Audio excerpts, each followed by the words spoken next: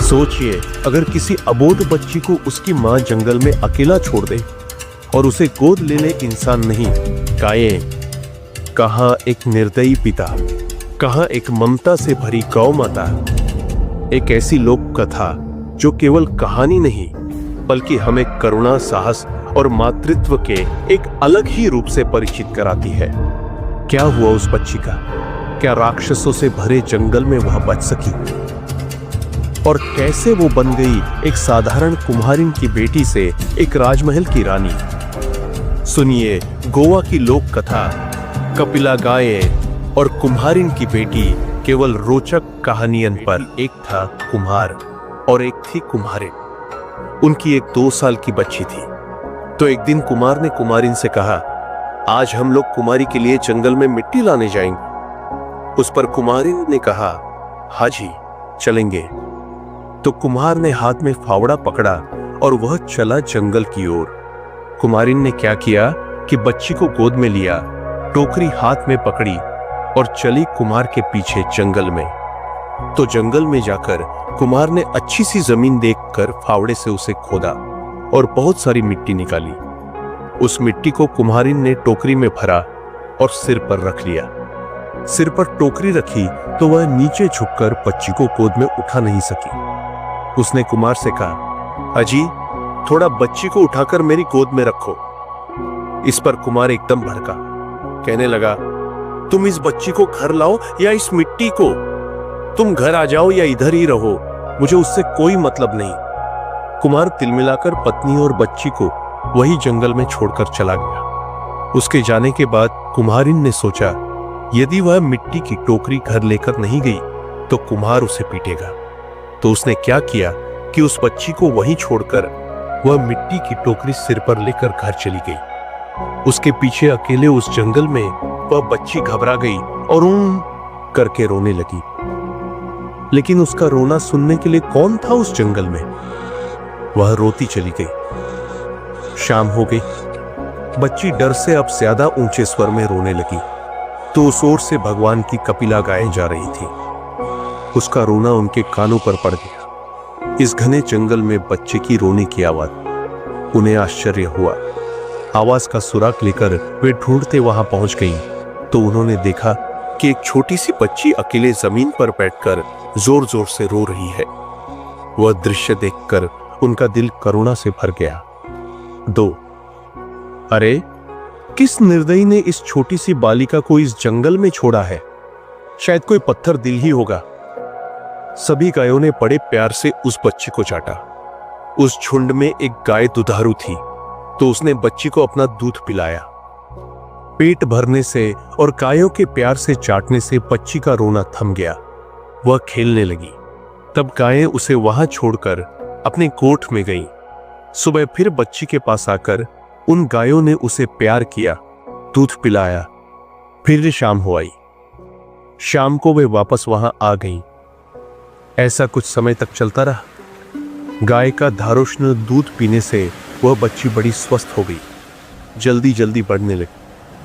अब वह उन गायों को ही अपनी माएं समझने लगी। उनका रंभाना सुनते ही वह उनकी ओर दौड़कर चली जाती और उनसे चिपकती थी।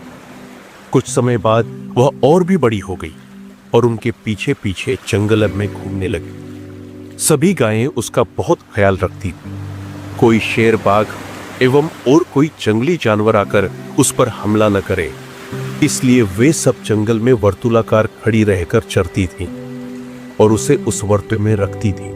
तो और भी दिन, महीने, साल गुजर गए। बच्ची अब 10 साल की हो गई। उस पर सभी गायों ने सोचा, अब बच्ची का जंगल में खुले रहना ठीक नहीं है। वे उसे अपनी गोठ गौशाला में लेकर आ गई।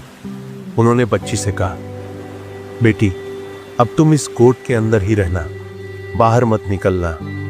शाम को जंगल से आते वक्त हम तुम्हारे लिए खाना लाएंगी। बच्ची ने कहा, हाँ माँ।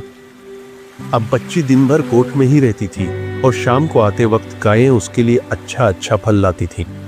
उसे खाकर वह खुश हो जाती। तो एक दिन हुआ क्या कि अंदर बैठे बैठे बच्ची का दम घुटने लगा।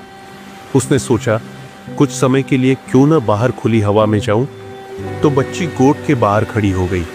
उसी समय उस तरफ से एक राक्षस जा रहा था। उसने उस बच्ची को देखा तो उसके मुंह में पी गई सा, मुंह में पानी आ गया। सोचा, यह बच्ची एकदम कोमल ककड़ी की तरह है, इसका गोश्त खाऊं तो दिल खुश हो जाएगा। कितने दिनों से ऐसा लज्जतदार मांस नहीं खाया है। वह बच्ची की ओर बढ़ने लगा। बच्ची ने अपनी ओर आते राक्षस को देखा तो घबरा गई, दौड़कर कोर्ट के अंदर चली गई और उसने दरवाजा बंद कर लिया। तब राक्षस क्रोधित हो गया। फिर भी मृदु आवाज में उसने बच्ची से कहा, मेरी लाडो बेटी, जरा दरवाजा खोल दे। तो उस गोट के नजदीक एक आम का पेड़ था। उस पेड़ ने कहा, अरे नहीं नहीं बेटी, दरवाजा नहीं खोलना, राक्षस तुझे खा जाएगा। पेड़ के ऐसा कहने पर राक्षस को गुस्सा आ गया। वह दौड़कर उस पेड़ के पास गया और पेड़ पर जोर से एक लात लगाई। पेड़ टूटकर नीचे गिर पड़ा।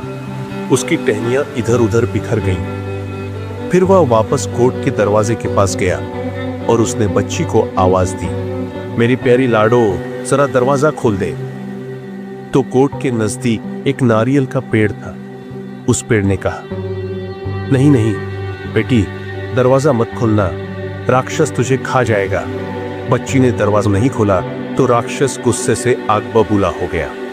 दौड़कर उसने उस नारियल के पेड़ पर 2-4 लातें मार दी और उसे जमीन पर गिरा दिया। अब तीसरी बार दरवाजे के पास जाकर उसने कहा, मेरी प्यारी लाडो, जरा दरवाजा खोल दे। तो उस कोर्ट के नजदीक एक अंबाड़ी, व्यंजन के लिए उपयुक्त खट्टे स्वाद का एक फल का पेड़ था। उस पेड़ ने कहा, नहीं नहीं बेटी, दरवाजा मत खोलना, राक्षस तुझे खा जाएगा। अब राक्षस मानो जल भुनकर राख हो गया। वह उस अंबाड़ी के पेड़ पर लात मारने वाला ही था। इतने में उसे ख्याल आ गया कि अंधेरा छाने लगा है और गायों के कोट में वापस आने का वक्त हो गया है। उसने सोचा, यदि गायें आ गईं तो मैं मुसीबत में पड़ सकता हूं।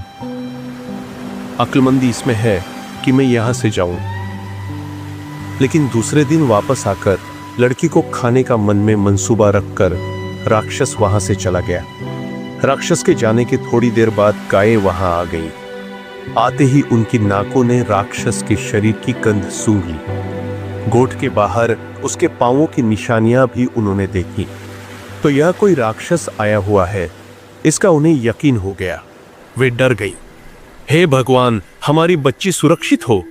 सभी गायें दौड़ते हुए कोट के दरवाजे के पास पहुंची। उनके पहुंचने से दरवाजा अपने आप खुल गया। सब एकदम अंदर घुसी तो उनको बच्ची अंदर दिखाई नहीं दी। वे सब व्याकुलता से हम्मा हम्मा करके उसे ढूंढने लगी। ढूंढने के बाद बच्ची एक कोने में सहमी हुई रोती उन्होंने देखी। तो गायें दौड़कर उसके पास गईं, उसे चाटा और पूछा, बोलो बेटी, क्या हुआ, किसने डराया तुझे? बच्ची ने सब बात बता दी। सुनकर वे सब क्रोधित हो गईं। उस राक्षस की यह हिम्मत, हमारी बेटी को खाने आए? ठहर, कल सिखाएंगे उसे सबक। दूसरे दिन सुबह एक भी गाय चरने जंगल नहीं गई। सब छुपकर कोट में रहीं। इधर राक्षस ने किया क्या कि सुबह उठकर मुंह धोया, दांत मंजन करके उनको शान से तेज किया और बच्ची का गोश्त खाने का ख्याली पुलाव मन में पकाकर वह कपिला गायों के उस कोट के पास आ गया। आकर उसने पहले की तरह मृदु स्वर में ही कहा, लाडो बेटी, जरा दरवाजा खोल दे। तो अंबाड़ी के पेड़ ने कहा, नहीं नहीं बेटी, दरवाजा मत खोलना, राक्षस तुझे खा जाएगा। राक्षस ने दौड़कर उसके तने पर गुस्से से 4-5 लातें मारी तो उसका तना टूटकर उसके टुकड़े हो गए। इस तरह राक्षस ने कोट के आसपास के सब पेड़ तोड़ डाले। आखिर में उसे रोकने वाला एक भी पेड़ नहीं बचा तो दरवाजा तोड़कर वह कोट के अंदर घुसा। इधर वह अंदर घुसा तो उधर सभी गायें उसके अंदर आने की राह देख रही थी। अंदर पांव रखते ही जो गाय बच्ची को दूध पिलाती थी, उसने अपना सिंघाड़ा उस पर पहले मारा। बाद में दूसरी ने, तीसरी ने। ऐसा करके सभी गायों ने मिलकर उसकी कमर तोड़ी, हाथ पैर तोड़े और उसको जख्मी करके दूर जंगल में फेंक दिया। जख्मी राक्षस ने सोचा, सिर सलामत तो पगड़ी 50। इसके बाद जीवन में कभी किसी बच्ची का गोश्त खाने की इच्छा नहीं रखूंगा। इधर राक्षस को सबक सिखाकर गायों ने बच्ची से कहा, बेटी, अब कोई राक्षस तुझे सताने यहां नहीं आएगा, तुम निर्भय रहो। तो और कुछ दिन सुख शांति से बीत गए। अब बच्ची बच्ची नहीं रही, एक सुंदर सी कन्या बन गई थी। अब उसका डर भी कम हो गया। गायों के जंगल में चरने के लिए जाने के बाद वह कोट से बाहर निकलती, झरने पर जाकर स्नान करती, पंछियों का संगीत सुनती, पेड़ लताओं पर खिले सुंदर से फूल तोड़ती और उन्हें बालों में लगाती। एक दिन हमेशा की तरह वह झरने पर स्नान करके फूल तोड़ रही थी तो उस तरफ से उस राज्य का राजकुंवर जो शिकार के लिए निकला था, एक हिरण के पीछे पीछे दौड़ता वहां पहुंच गया। उसने उस कन्या को देखा और उसे वह बहुत भागी। उसने कन्या से बात करने का प्रयत्न किया तो कन्या दौड़कर कोट में घुस गई और दरवाजा बंद कर लिया। राजकुंवर पहली ही नजर में उस कन्या से प्यार करने लगा। वह अपने घर गया और अपनी माता को उसने अपने प्यार की बात बताई। राजमाता ने वह बात राजा को बताई तो राजा ने कहा, ठीक है, जैसे पुत्र की इच्छा, यदि उसे वह कन्या पसंद है तो उसके साथ ही उसकी शादी करेंगे। राजा ने तुरंत प्रधान को आदेश दिया कि कुछ सिपाही साथ में लेकर उस वन में जाओ और उस कन्या को राजमहल में लेकर आओ।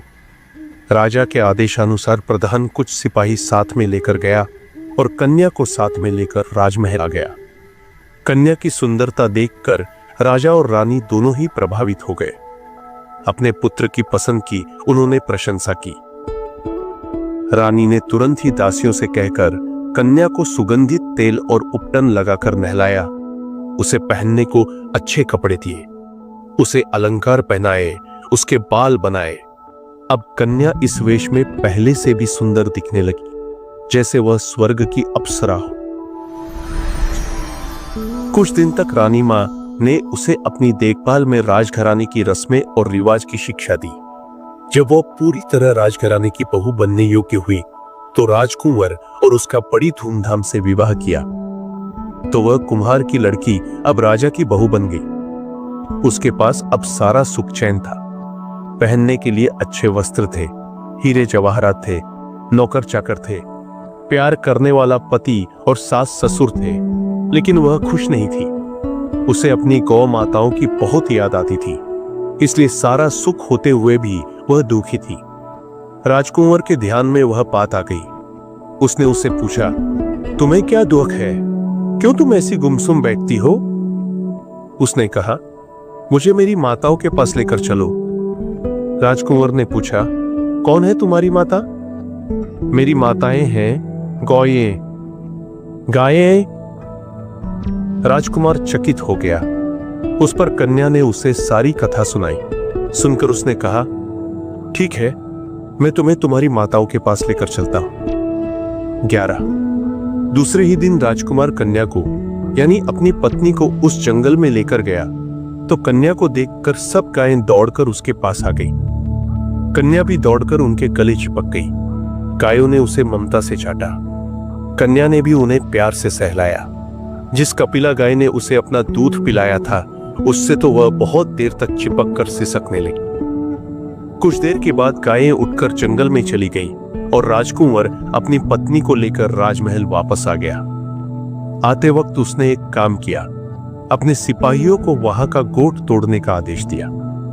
जंगल से अपनी गौ माताओं से मिलकर आने के बाद कन्या यानी वो कुम्हार की लड़की खुशी खुशी अपने पति राजकुंवर के साथ रहने लगी।